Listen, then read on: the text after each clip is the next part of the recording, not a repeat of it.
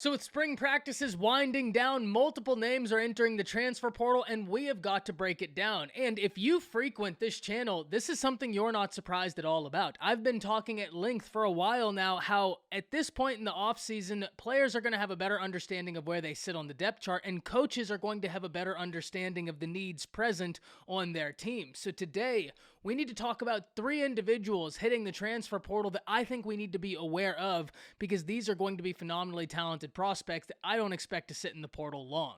Before we do, as always, y'all know the drill. I need to hear from you. Hop down to the comments, Y for yes, N for no. Do you think we're about to see a lot of action out the transfer portal? And let me know what you're thinking. If you are new to the channel, be sure to subscribe, hit that bell notification, because I do constant college football content. You don't want to miss any of it. And if you enjoyed this content, like and comment down below, as those interactions, though seemingly small, are incredibly impactful to content creators such as myself. But with all that being said, let's hop right into it. And we're going to start in Norman, where the Oklahoma Sooners are losing a former top recruit coming out of high school in Cody Jackson, the wide receiver who is a part of the Sooners 21 class. Now, Cody Jackson is an individual that I don't expect to sit in the transfer portal long, and the reason is quite simple, and it's because you don't see a whole lot of individuals testing the waters of the transfer portal with his size and speed combination. Standing 6 foot plus and being a two-sport athlete coming out of high school, both football and track, that's an intriguing combination, one that offensive minds are looking for all the time. And when you put on top of that he was a top 300 player coming out of high school, and even though he got limited action, he still saw action with the Oklahoma Sooners. Recording 5 catches, that's someone that offensive coordinators are going to be advocating to bring into their institution, and I don't expect him to sit in the transfer portal long. But what does this mean for the Sooners? And luckily for OU, wide receiver is a really solid position for y'all right now. And if we just look at the 3 names present at the top of it in Drake Stoops, Theo Weiss, and Marvin Mims in no particular order, that's already enough to breed immense confidence. You already have such a solid veteran presence right there.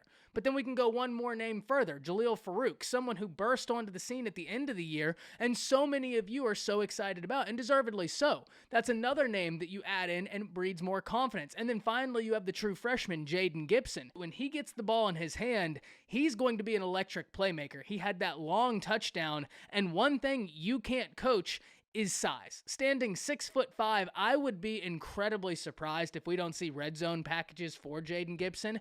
So I say all of this to say, luckily for Oklahoma, your wide receiver position is in real good shape right now. Jayden Gibson, someone I think is going to really be a fun player to watch this year, but you have a lot of different options at the wide receiver position, so the Sooners are sitting in a real good spot right now.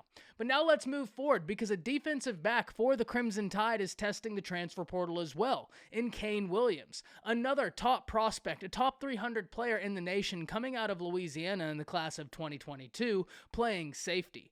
And Kane Williams is someone who stands 6'2" and has a really solid build, one where you can move him around depending on the needs of your defense. And because of that and that versatility, he's someone I think will have a lot of suitors. Look, defensive coordinators are after versatility. That's the name of the game. Getting these defensive backs who you can move around into a hybrid linebacker type role, that just increases what you're able to do and gives you so much flexibility as a defensive play caller. So when one of those individuals hops in the portal, you're going to be interested. But that interest increases when they were coached by Nick Saban, even if briefly.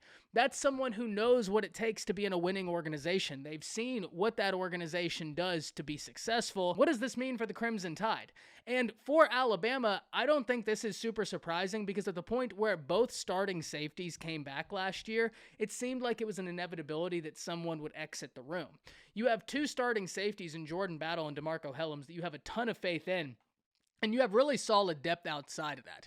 So even though I don't expect Williams to sit in the transfer portal long, Alabama is still in a really good position, and we wish Williams all the best moving forward. And finally, the last player on this list is a linebacker from Arizona State that contributed mightily as a true freshman, but that's not the most intriguing thing about him. And we need to break it down. In Eric Gentry. Now, Eric Gentry's a really interesting prospect. First and foremost, you don't see a whole lot of true freshmen test the waters of the transfer portal when they contributed to the level that Gentry contributed.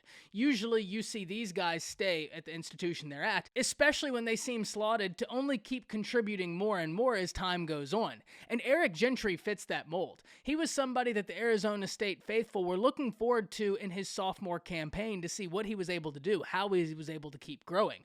But as I said when I introduced Eric Gentry, his production is not the most intriguing factor about him. The most intriguing factor about him is he stands 6'6" for a linebacker.